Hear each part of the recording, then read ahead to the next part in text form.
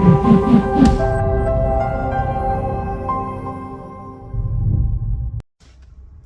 real estate nerds, this is Alex Yoder with Pro Tip Tuesday, my favorite day of the week. And today I want to talk about the Colorado Supreme Court's ruling concerning jury trials in evictions. Now, I did a previous video on this after the ruling from the case that got escalated to the Supreme Court, where basically they were saying, okay, now jury trials are a thing or a potential thing if a tenant requests one in a possession case. And we were all freaking out because frankly, evictions... jury trials and evictions is so grossly unnecessary. It's laughable. If you didn't cry, you'd have to laugh just to cope, because it's just nuts.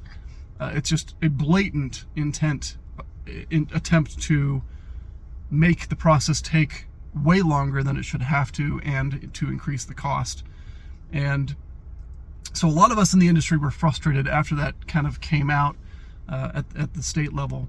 And since then, I announced in the Colorado Springs Landlord Forum Facebook page last week that that ruling has been retracted.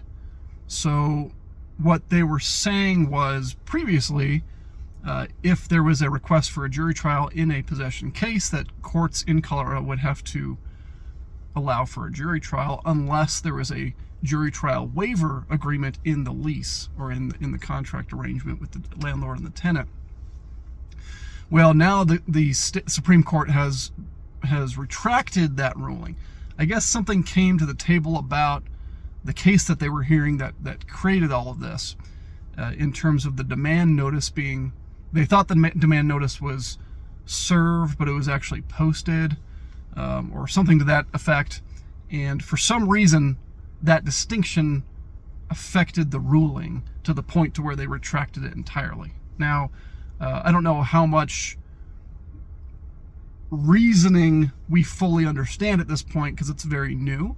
But the good news is that at this point, you should be safe-ish from a jury trial even being allowed, or being allowed in the area that you are, or the county that you are in Colorado.